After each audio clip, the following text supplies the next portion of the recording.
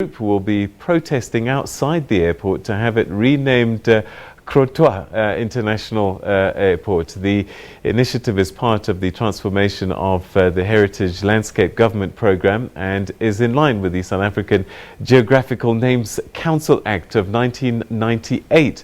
Let's go now to our reporter Vanessa Poonah, who's in Cape Town International Airport, which might not be called that for much longer, Vanessa. And I saw a tweet from advocate Dalim Mpofu who says, I've just landed at Winnie Madikizela-Mandela International Airport on his way to his hearing.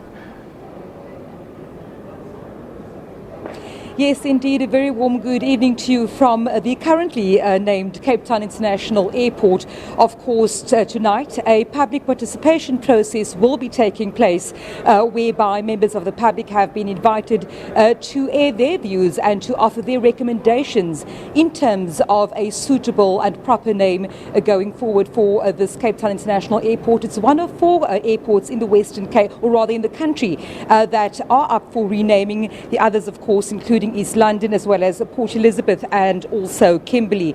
You rightfully said just now that this renaming forms part of government's transformation of Heritage Landscape Programme, and of course once the public participation process is complete, we do expect those names and recommendations to be forwarded to the relevant authorities, and of course at the end of the day the Minister of Arts and Culture will then make a final recommendation. Now, there is quite a bit of a process before this matter, or before a suitable name will be chosen. Of course, we know that the recommendations need to be published in the Government Gazette, and thereafter a 30-day period in which people and the public can comment and make their recommendations, and if they're not too happy with the names put forward, also make those recommendations before further consideration by government.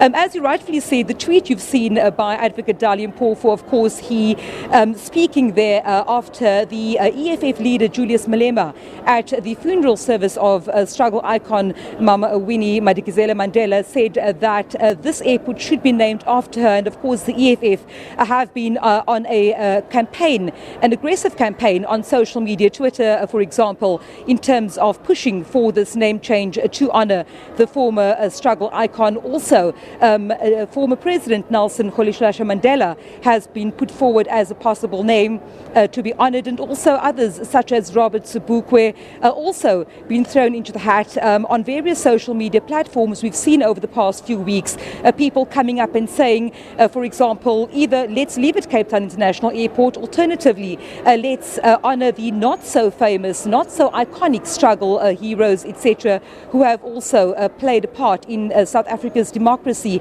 Now joining me is Tanya Kleinhan-Cedrus. She is the Secretary General of the Institute for the Restoration of the Aborigines of South Africa, and this grouping, this Khoisan grouping, also saying that this public participation process is just a process that will be swept under the carpet, saying that because the due date for submissions is this Wednesday, the 6th of June, that's not enough time for people to comment on that. Tanya, a very warm good evening to you. You represent the Khoisan community, if one can call it that. First and foremostly, you are present here this evening. You told me off camera a short while ago that the community has an input to be made in this process. Certainly we do. We have a recognizable voice. I think the time has come for the Aboriginal Khoisan peoples to establish their right within South Africa. And thereby I mean that for no longer can we empower those who have assumed legitimacy within South Africa to control us. That's going to end. Can I ask, are you opposed to the name change per se? Are you opposed to the process that has and is being followed? Or are you opposed to the recommendations that have been coming through so far? What is it that your community specifically has a challenge with regards to this renaming of Cape Town International Airport? Firstly, we are opposed to all forms of symbols that are very colonial. We are opposed to the neo-colonial symbols that has been forced upon us post-1994. And like I've said earlier, our objection is going to be tabled formally. Our relevance should be taken into recognition. And if it is so politicized by the recommendation of Winnie Mandela International Airport, we are saying we have a matriarch, and our matriarch is resident from the Western Cape. This airport is based in the Western Cape on land that has a legitimate restitution claim. So there are many factors that we have to take into account. Also, our recommendation would be Krotoa International Airport, and we can validate that. Winnie Mandela's role within a political realm within the transformation of South Africa is very recent.